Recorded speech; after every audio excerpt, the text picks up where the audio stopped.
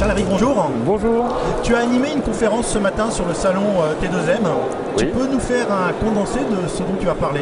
Alors oui, tout à fait. Alors j'ai présenté la nouvelle solution lancée par Médiamétrie Istat en partenariat avec Médiamétrie Net Ratings qui s'appelle Istat Cible. Alors le concept, c'est de pouvoir fournir des informations sur le profil sociodémographique des visiteurs sur chacun des contenus, c'est-à-dire chacune des pages visitées, chacun des flux vidéo lus, chacun des flux audio lus également, et ça chaque jour, tout simplement. Et ces données sociodémographiques se basent sur quelle histoire historique? Alors en fait, là où Médiamétrie Net Ratings, donc fournisseur officiel de Media Planning, propose ce type d'informations sur un mois et sur un site ou une offre en général, avec Médiamétrie Stat, on va récupérer une partie de ces informations, on les réintroduit dans un outil site-centric pour faire simple. Et on peut donner donc une information de profil par rapport à une probabilisation sur les cookies justement. Parce qu'un outil site-centric par définition ça identifie les cookies. Là on va recouper la navigation de ces cookies avec les informations que nous donne Médiamétrie Net Ratings et on peut dire donc que sur une page A c'est un profil avec autant d'hommes, autant de CSP+, autant de 25-34 ans. Sur une page B ce sera un profil un petit peu différent, etc. etc. Et on a le suivi de la navigation de chaque personne? Alors, par définition, avec un outil site-centric, on peut savoir justement quels sont les chemins de navigation les plus parcourus. Là, on va pouvoir savoir que sur cette page-là, c'était autant d'hommes, sur ce flux vidéo-là, c'était autant de femmes, etc., etc. Et on va en plus avoir l'affinité d'un contenu par rapport au marché. C'est-à-dire qu'on va pouvoir savoir que même si mon site c'est plutôt 60% d'hommes, je suis en très forte affinité sur les femmes sur ce contenu-là en particulier.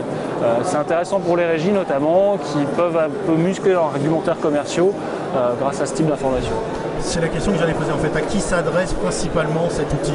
Alors en fait, à la base, il y a deux équipes qui peuvent s'intéresser à ça. Il y a l'équipe éditoriale qui veut savoir qui vient voir quoi justement sur son site. On pense peut-être que, je sais pas, un article sur les médicaments, ça va peut-être plus attirer les femmes. Là, on peut savoir justement directement quelle était la proportion d'hommes par rapport à la proportion de femmes sur cet article-là. Après, il y a aussi l'équipe justement régie dont je parlais. On a des clients type France Télévisions Publicité qui se servent de notre outil pour dire, bah voilà, cette vidéo-là, cette émission-là, ce jour-là, il y a eu une très forte affinité sur les hommes, il y a eu une très forte affinité sur les CSP+, et donc forcément, mieux valoriser chacun de leurs contenus. Techniquement, c'est compliqué pour pouvoir utiliser cette solution? Alors justement non, c'est très simple. Il faut juste installer un marqueur. Donc pour les clients qui sont déjà mesurés par Médiamétrie Istat, il n'y a rien à installer. Pour ceux qui ne seraient pas encore mesurés par Médiamétrie Istat, c'est un marqueur de page, donc c'est ce qu'il y a de plus simple à installer. Et pour la vidéo ou l'audio, un marqueur streaming, là aussi c'est pas très compliqué à installer.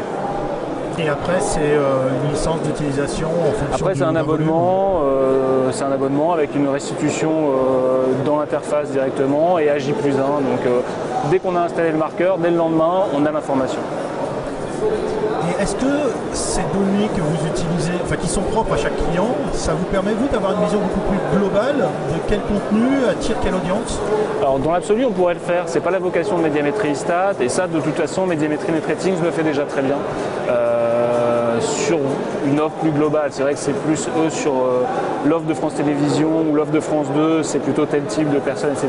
Nous, on va aller plus profondément, en effet, sur chacun des contenus. On va pouvoir dire que, par exemple, les divertissements de France Télévisions, c'est plutôt des hommes, ou par exemple, les séries de TF1, c'est plutôt des femmes. Je dis n'importe quoi. On pourrait éventuellement faire ce type d'analyse, mais ce sont des données propriétaires, ce qui fait que si nos clients ne nous le demandent pas, on ne va pas les communiquer dessus.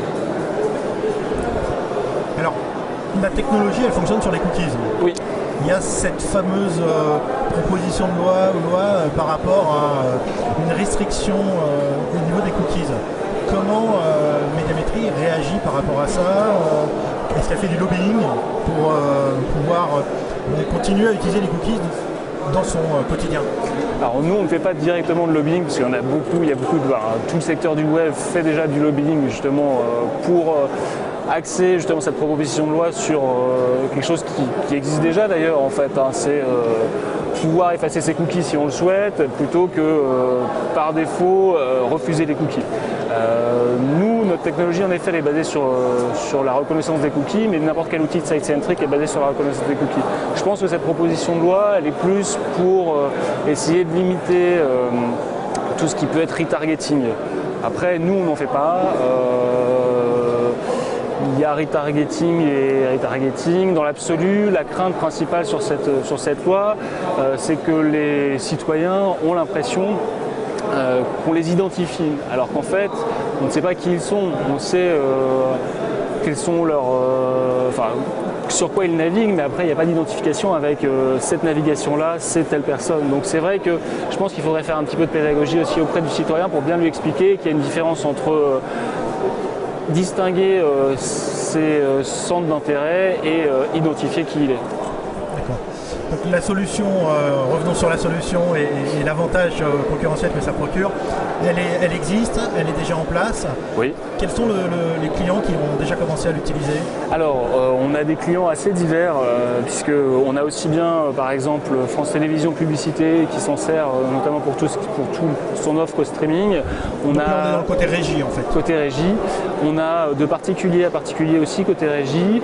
On a par exemple aussi la chaîne Equidia où là c'est aussi bien la régie que l'éditeur. On a des clients en fait un peu dans tous les styles. En fait, ça peut intéresser tout le monde. Ça peut intéresser tout le monde, tout à fait. Ouais. Un vaste marché donc. Exactement. Merci beaucoup Charles-Henri.